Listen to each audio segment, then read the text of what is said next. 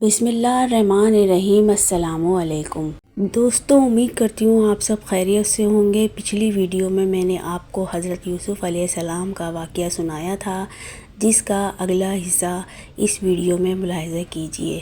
آپ کی سپورٹ کا بہت بہت شکریہ۔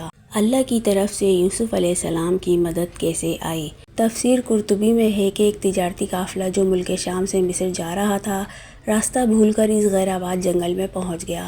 قافلے کے لوگ پانی کی تلاش میں سرگرداں تھے کہ ایک شخص اس کنویں تک پہنچ گیا۔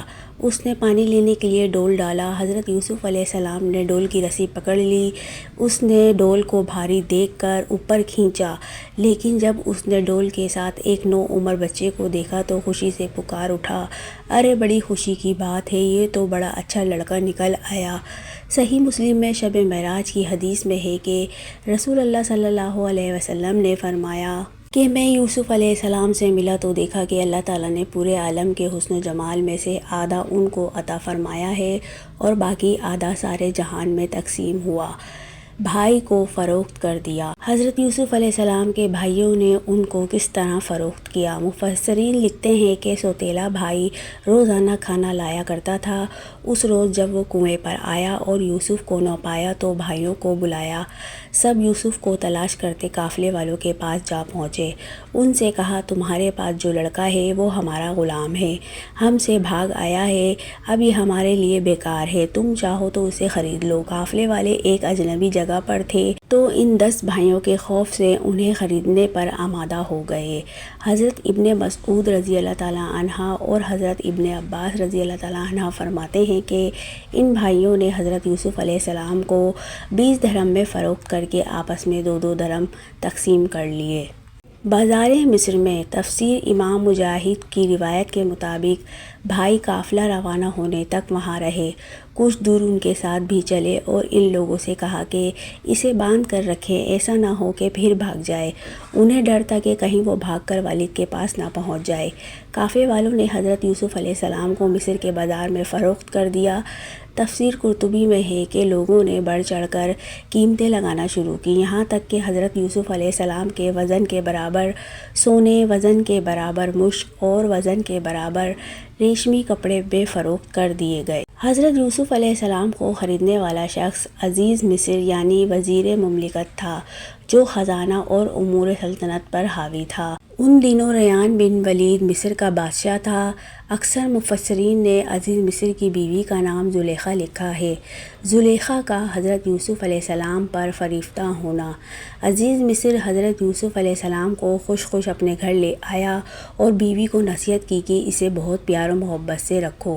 قرآن پاک میں ارشاد باری تعالیٰ ہے، مصر والوں میں سے جس نے اسے حضرت یوسف علیہ السلام کو خریدا تھا، اس نے اپنی بیوی سے کہا، اسے بہت عزت و احترام کے ساتھ رکھو، بہت ممکن ہے کہ ہمیں فائدہ پہنچے یا اسے ہم اپنا بیٹا بنا لیں۔ یوں ہم نے مصر کی سرزمین پہ یوسف کے قدم جما دیے۔ حضرت یوسف علیہ السلام محل میں بڑے سکون اور اطمینان کے ساتھ رہ رہے تھے۔ عزیز مصر آپ کی دیانت، شرافت، پاکیزگی، سچائی سے بے حد متاثر تھا، لیکن ابھی اللہ تعالیٰ کو حضرت یوسف علیہ السلام کو مزید امتحانات سے گزارنا تھا۔ کچھ ہی عرصہ گزرا کہ آپ سن شباب پر پہنچ گئے۔ عزیز مصر کی بیوی زلیخا آپ کے حسن سے بہت متاثر تھی۔ وقت گزرنے کے ساتھ ساتھ اس کی نیت بدلنے لگی اور اس نے آپ علیہ السلام پر ڈورے ڈالنا شروع کر دیے۔ قرآن پاک میں ارشاد ہے کہ اور جس عورت کے گھر میں تھا وہ اسے پھسلانے لگی اور دروازہ بند کر لیے اور کہنے لگی، لو آؤ۔ اس حضرت یوسف علیہ السلام نے کہا، اللہ کی پناہ، وہ یعنی تیرا میاں تو میرا آقا ہے جس نے مجھے عزت سے رکھا ہے، میں ایسا ظلم نہیں کر سکتا، بے شک ظالم نجات نہیں پاتے۔ جب حضرت یوسف علیہ السلام نے دیکھا کہ یہ عورت شیطان کے چنگل میں پھنس کر دعوت گناہ پر ہے تو باہر نکلنے کے لیے دروازے کی جانب بھاگے۔ زلیخا پکڑنے کے لیے ان کے پیچھے دوڑی۔ ان کی قمیض کا پچھلا دامن اس کے ہاتھ میں آ گیا، جسے اس نے اپنی طرف کھینچا تو وہ پھٹ گیا۔ حضرت یوسف علیہ السلام باہر نکلے تو سامنے عزیز مصر کھڑا تھا، پیچھے زلیخا بھی باہر آ گئی۔ اس نے شوہر کو دروازے پر کھڑا دیکھا تو معصوم بن گئی اور حضرت یوسف علیہ السلام پر الزام لگاتے ہوئے گویا ہوئی، جو شخص تیری بیوی کے ساتھ برا ارادہ کرے تو بس اس کی سزا یہی ہے کہ اسے قید کر دیا جائے اور اسے کوئی دردناک سزا دی جائے۔ حضرت یوسف علیہ السلام نے جب دیکھا کہ اس عورت نے الزام انہی پر لگا دیا ہے تو صورتحال واضح کر دی۔ بولے یہی مجھے اپنی نفسانی خواہش پورا کرنے پر مجبور کر رہی تھی۔ عزیز مصر کے سامنے ایک طرف بیوی تھی جو حضرت یوسف علیہ السلام پر بدکاری کا الزام لگا رہی تھی، تو دوسری طرف حضرت یوسف علیہ السلام تھے کہ جن کی شرافت، پاکیزگی، صداقت اور سچائی مسلمہ تھی۔ وہ سوچ رہا تھا کہ ان میں سے کون سچا ہے۔ قرآن پاک میں ارشاد ہے کہ عورت کے گھر والوں میں سے ایک گواہ نے گواہی دی کہ اگر اس کا کرتا آگے سے پھٹا ہے تو عورت سچی ہے اور وہ جھوٹا ہے، اور اگر اس کا کرتا پیچھے سے پھٹا ہوا ہے تو وہ جھوٹی ہے اور وہ سچا ہے۔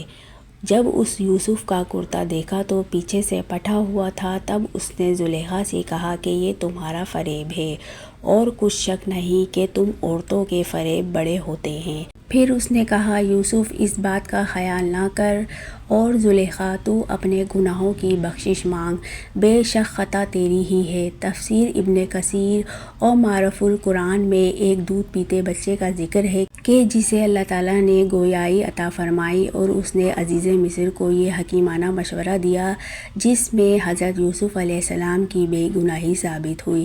سبحان اللہ۔ Subscribe my channel and hit the bell icon. Like کریں، شیئر کریں۔